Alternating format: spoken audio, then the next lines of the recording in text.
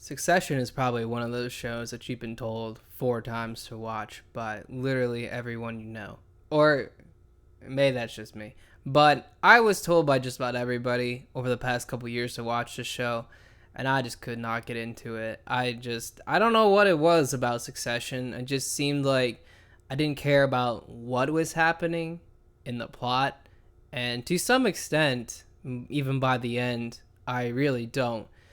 But what a great show can do, much like Downton Abbey, is they can make you care about what's happening by making you care about who it's happening to. And that's probably the best way I can sum up Succession. It's a show about characters, first and foremost. And they're very good characters. I mean, they're bad people, but they're very, very well fleshed out characters. I was kind of surprised when I found out that season 4 would be the last season. And to be honest, I hadn't watched it up until season 4 aired this year. So I did end up binging the whole series. So I was caught up before the finale. Given that it is kind of an interesting choice to end with season 4, it seems like the writers probably thought, here's a good time to leave it off. Were they right? My name is Hades in the 80s, and this is Wit a Whimsy.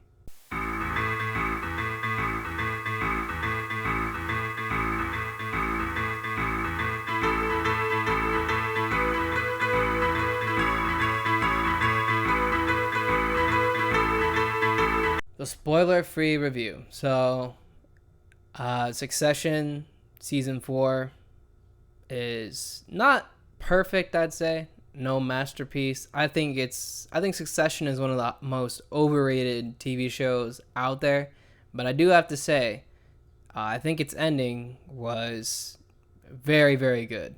Maybe near perfect. I think it was a final season for the ages. It definitely just managed to really wrap everything up in a nice, neat little bow, and deliver on the show's themes. You know, without saying what exactly happens, I think that personally, it was a very, very fitting ending. Some people might disagree, and it might be an ending that actually upsets a lot of people, depending on just how you want things to shake out.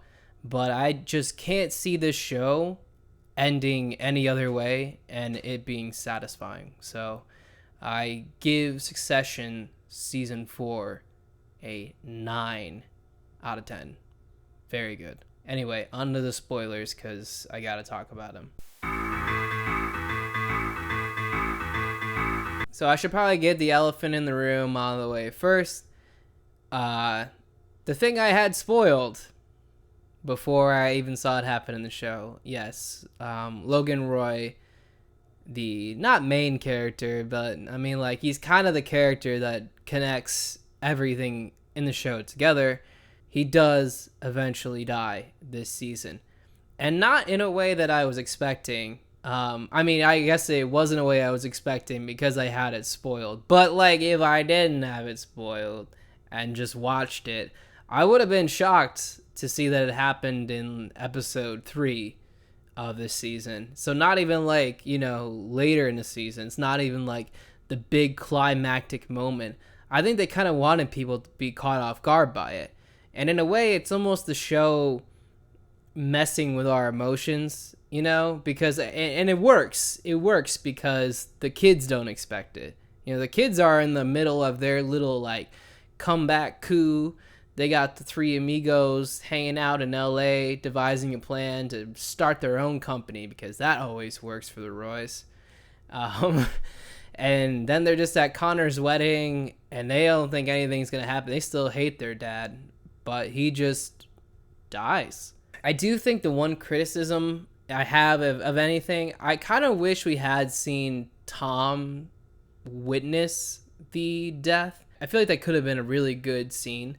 Just, you would have been, like, in that moment, in suspense.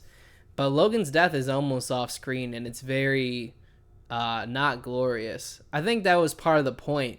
I think they kind of, like, you know, Succession is a very dark humored show, and I think they wanted to kill Logan off in a way that was not graceful. And I think Tom said later to Greg that he died fishing his phone out of the airplane toilet, which is just only Succession would do that, you know. But that is a moment I kind of wish we had seen. By the time we catch up to Tom, he's calling Kendall, and he's like, dude, it's like, you got to talk to him because he might not even be able to hear you right now. He might already be dead. And this scene is just so goddamn good. I mean, I already know it's going to get nominated for all the Emmys because the acting from just everyone, Jeremy Strong, Kieran Culkin, and Sarah Snook are all magnificent in this scene. Like just beautiful displays of complex emotions that they had for their dad because, they love him. And I get why. I get why in a weird way. Like, I know that they shouldn't because he's a horrible person, but they're also horrible people. And I get why they love him. It was really odd to see just how vulnerable they were. Like, at times I think they try so hard to be, they got the tough skin. They can handle anything, but they can't handle their dad dying. It just doesn't. There's nothing that any of their stupid little quips can do to make that easier. And I think it's also interesting just how out of touch with reality they are. They kind of revert to their childhood in a way when he dies. They're like, we're going to get the best doctors ever, and they're going to land that plane right now. We're going to do it right now, like asking for impossible things to happen so that their dad can be revived. Because, like, that's what they're used to. They're used to having everything at their disposal. They're used to getting every single thing that they want.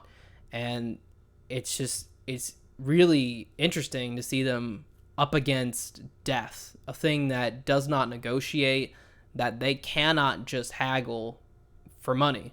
And I thought that was such an interesting scene because of that. Like there's parts where Kendall and Roman are really just trying to like say everything they can think of to save their dad when they both know that he's already dead. But I think it's also worth mentioning where the season heads from there, because now the question is, all right, dad's dead, so I mean, someone's got to sit that throne. It's like they were all gonna be content doing their own thing, and he had to go fucking die. Now one of them has to take it. I mean, now one of them has to, right? And it's an interesting little cat and mouse game going on because, they never stop betraying each other ever. And I think, now Kendall's finally feels like, like he always gets this way every season and a half. He's like, May, this is my year. It's never your year, Kendall. It can't be you. I'm sorry. You get why it can't be you, right? It just can't be you. He really needs to just get... I kind of liked Kendall at first when the show first started. I was like, oh, he's my favorite character. He seems like he's the most grounded. No, he is not. He is a literal man-child. He sucks. Right? Kendall sucks. And he's a horrible leader. And a horrible CEO, whatever. He just sucks. All right? Kendall, it can't be Kendall. I'm sorry. It couldn't. And I honestly was a little scared that that's where they were going this season. Like, maybe it was going to be him several moments, but particularly at the very end of the show when they made it clear that Lucas was going to screw over Shiv, which, I mean, I saw coming from a mile away. I'm sure most people did. I definitely did not think Lucas was going to keep any of his promises, that fucking Elon Musk stand-in bastard.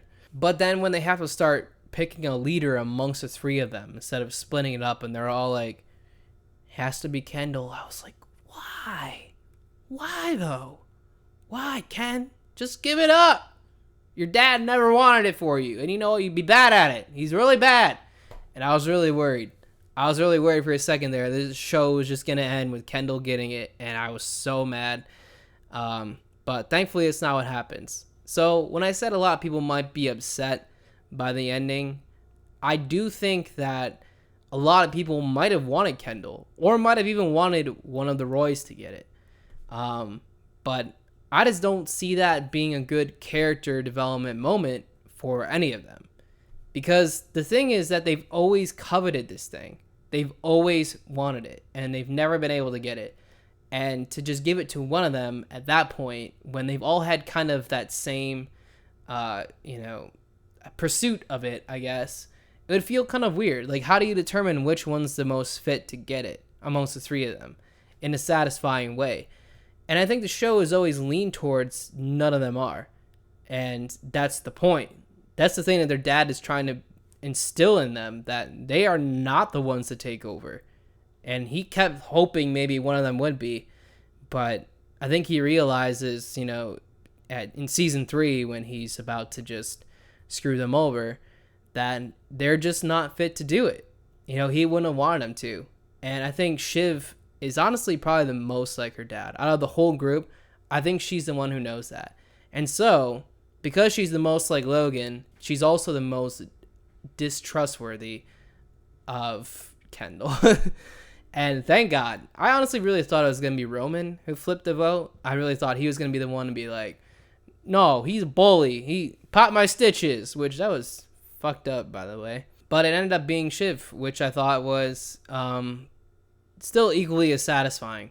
And the scene where Kendall confronts both of them about it, like, how dare you betray me? It's like the whole episode, he's been proving he is not worthy of the throne. Like, he just was on edge the whole time, unhinged, hurting Roman physically, and screwing people over left and right. And I think, it snapped in Shiv. She's just like, I can't let it be him. Like, Dad would never let it be him. We need to stop this. And she does. And it was just a really emotional scene where Kendall is like, he's so close. He's never been this close. He has never tasted it on his tongue like this. And they just sweep the rug out from under him. And he's devastated. And he's looking for anything he can cling to. He's even denying the fact that he killed a kid. Like, he's like, no, I didn't. I just was joshing. I just josh about murdering young servant boys. When I feel like, the crew needs a laugh. What the fuck?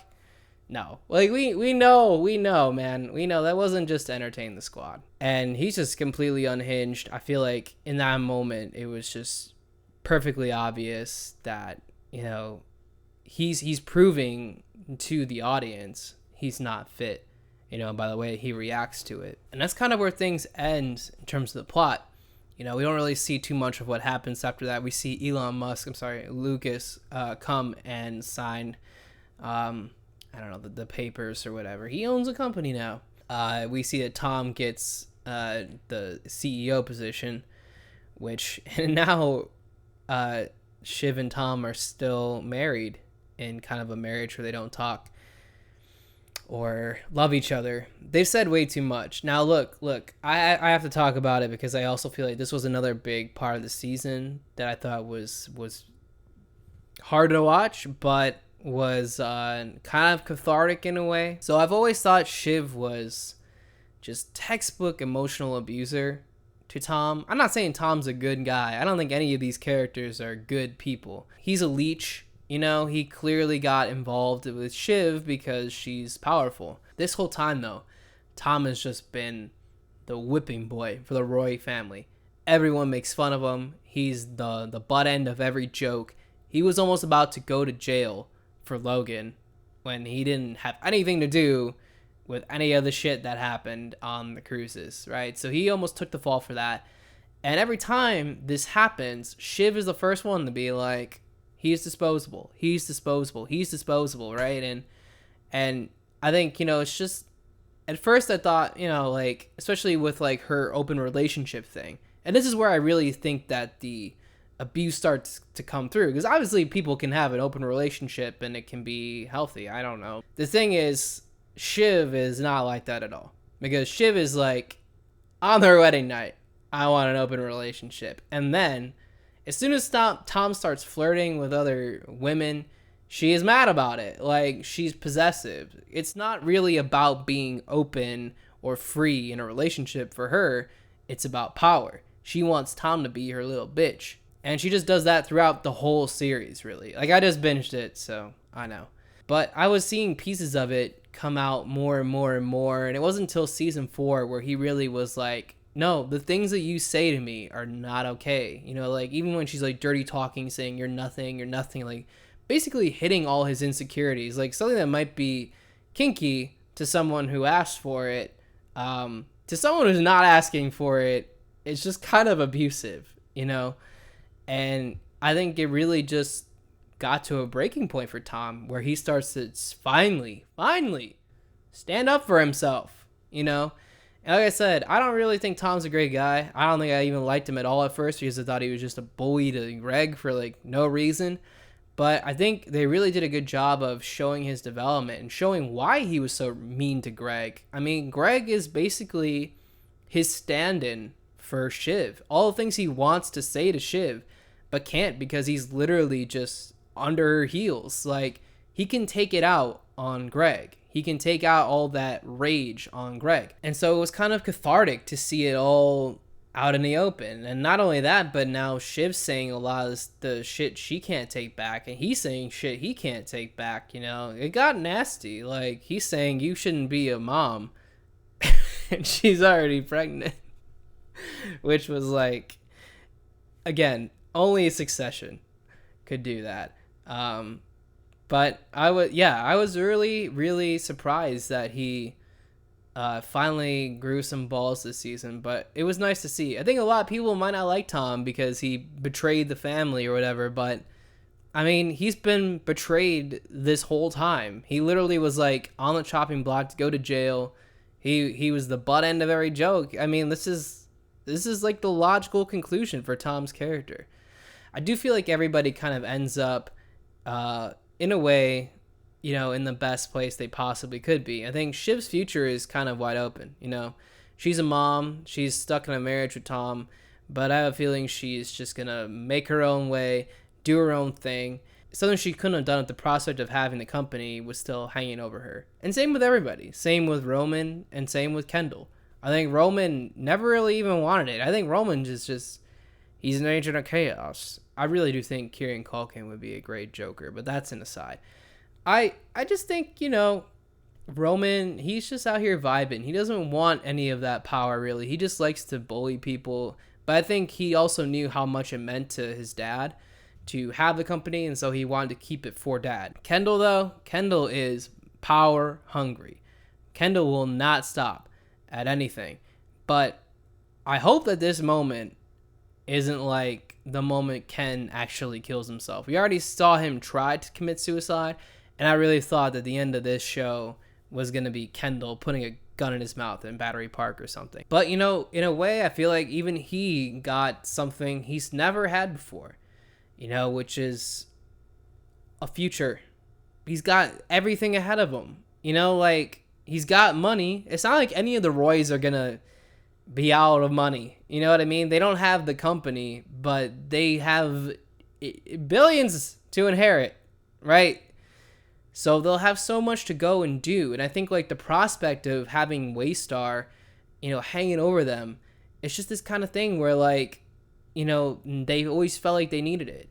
They felt like they needed to do it because their dad had it. But now they can do anything they want because the temptation isn't even there anymore to take over, right?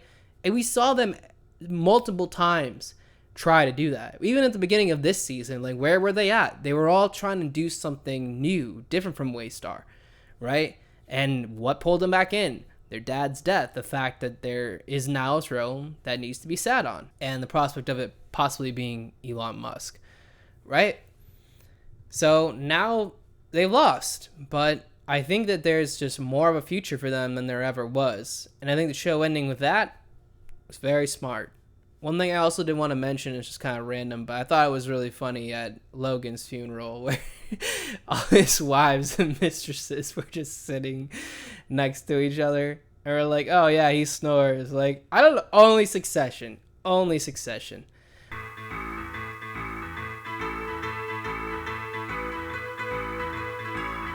The final verdict, I think, honestly, couldn't have ended any better. I only give it probably a 9 out of 10 because I never thought it was like a perfect show to begin with. So, and I still don't feel like it's, you know, it's not thrilling enough, or I never feel like I'm personally affected by it enough to ever give it like a 10 out of 10. I don't think it's as good as 10 out of 10 shows for me, like Breaking Bad or anything like that. But I will say, I don't think that they could have ended Succession in a more perfect fashion. So I will give the 9 out of 10 show a 9 out of 10 for its final season.